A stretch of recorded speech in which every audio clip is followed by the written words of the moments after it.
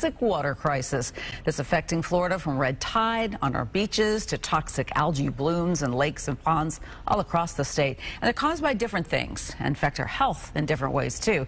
Craig Patrick joins us now. He's been looking into some of this. And, you know, we hear this so often every year now, Craig, that we start to think, gee, is there really anything we can do about it?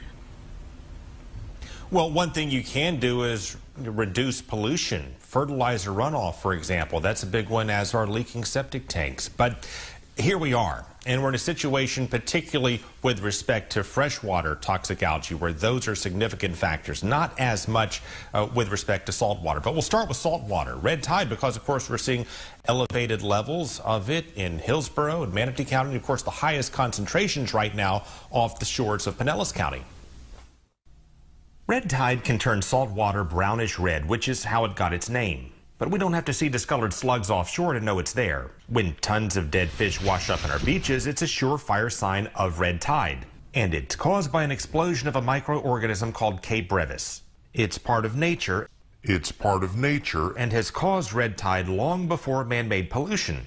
So scientists cannot say the Piney Point spill of water polluted with nutrients is causing the red tide outbreaks we're seeing now. But we do know brevis feeds on nutrients. So the millions of gallons of wastewater that spilled from Piney Point and other types of nutrient pollution could be a contributor. And in addition to killing fish, red tide emits a toxin in the air that people with respiratory problems need to avoid. It's irritating to anyone, which scientists say does carry an upside people don't often think about.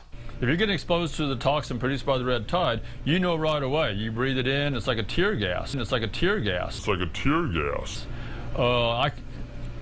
kind of odd, but I would argue that's kind of a good toxin, because you know you're being exposed to it right away. You can reduce your exposure. You know you're being exposed. As opposed to other toxins in fresh water that we cannot smell in the air. While brevis works through salt water, odorless cyanobacteria infest fresh waterways. This is commonly known as toxic algae, but it's actually cyanobacteria. And it also feeds on nutrient pollution, and in this case, leaking septic tanks and fertilizer runoff are definitely fueling the blooms. They're most pronounced in Lake Okeechobee to our south, but also show up in lakes and rivers and estuaries, and especially retention ponds across the state. It takes many forms, some more serious than others. One of the most common is lingbia, and that's popping up a lot right now. It looks like brown gunk, and people often confuse it for dead seagrass, but it's not. And if you catch and eat fish that ate lingbia, it can cause what we call seafood poisoning. But there are also more serious forms that can make the water look like green paint or bluish purple. And that kind of toxic bloom in freshwater releases a toxin called microcystin that scientists have tied to liver damage in people. And a brain toxin called BMAA they've correlated to neurodegenerative disease, which again, unlike red tide, you cannot smell. Whereas BMA, you can't taste it, smell it, or anything.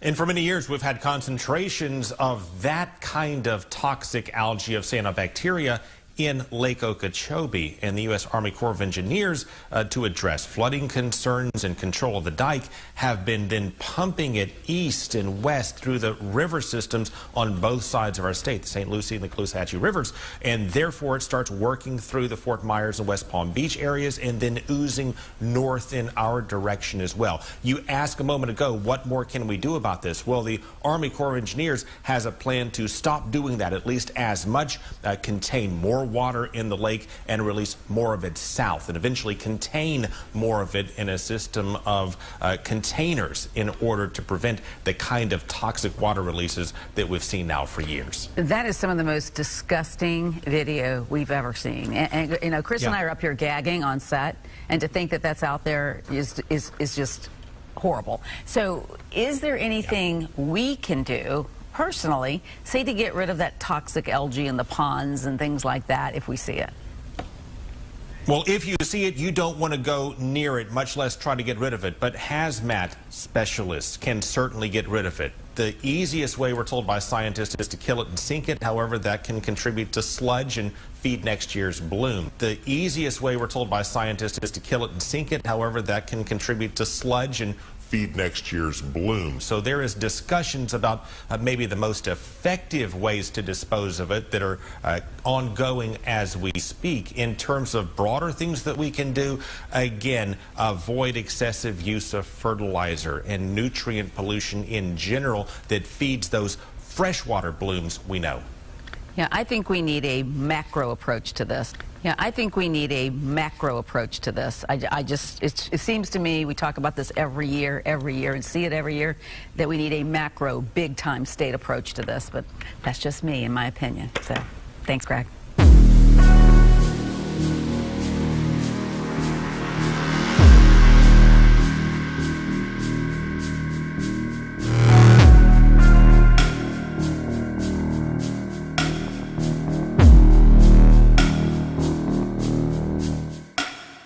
You kind of get that tickling in your throat and it's a little bit of coughing, and then you see the fish lying around. You kind of get that tickling in your throat and it's a little bit of coughing, and then you see the fish lying around. We know that feeling all too well here in Southwest Florida when red tide blooms, but there's something happening on Fort Myers Beach that's stopping people in their tracks. I have never seen that. They're very, very creepy. Oh, wow. Almost like prehistoric. Dozens of these eels, along with fish and even jellyfish, are washing ashore. So is it red tide, or does Hurricane Ian have something to do with it? NBC2's Gage Golding is local tonight on Fort Myers Beach, searching for answers along the sand. Take a walk on Fort Myers Beach, and it might be just as hard not to step on one of these than it would be seashells. Look, we're no strangers to fish washing ashore, right? But eels and jellyfish, they aren't as common, but the cause is. Yeah, they're very, very creepy. I'm not afraid of snakes, but I've never seen anything like that. It looks like a snake, maybe even scarier. Its eyes and mouth wide open as it lies among seashells on the sand. Eels, dozens of them littering Fort Myers Beach, along with fish, including the jelly variety. Yeah, that's really bad. We know that red tide can result in massive fish kills, but what about eels? You don't see them swimming around like fish, but they're out there in pretty good numbers. Rick Bartleson is a research scientist at the Sanibel Captiva Conservation Foundation. He studies water as well as why and how creatures can end up in situations like this. Eels are very susceptible to the red tide. Just like fish, red tide suffocates the animals, leaving them unable to breathe. But unlike fish, eels don't run away per se. They just head for their burrows. As for the crown jellyfish, red tide isn't likely to blame here. Bartleson says strong onshore winds and currents push the jellies ashore. Those onshore winds also make red tide more noticeable for people on the beach. I said to my husband, I said, I think red tide's real close because I'm getting that feeling that I'm going to be like coughing and choking for the next 10 minutes. And I did. I think red tide's real close because I'm getting that feeling that I'm going to be like coughing and choking for the next 10 minutes. It's an idea. Just like those red tide blooms, the itchy throat sensation comes and goes. Wednesday evening was good. Seemingly overnight, could be bad. Last year, I think I minded it worse than this year. If you or your pets are worried about getting in the water, it's always best to play it safe. But Bartleson says for the most part, you, me, and Mishla will be just fine. I'd rather just stand here and look at the waves, appreciate the waves.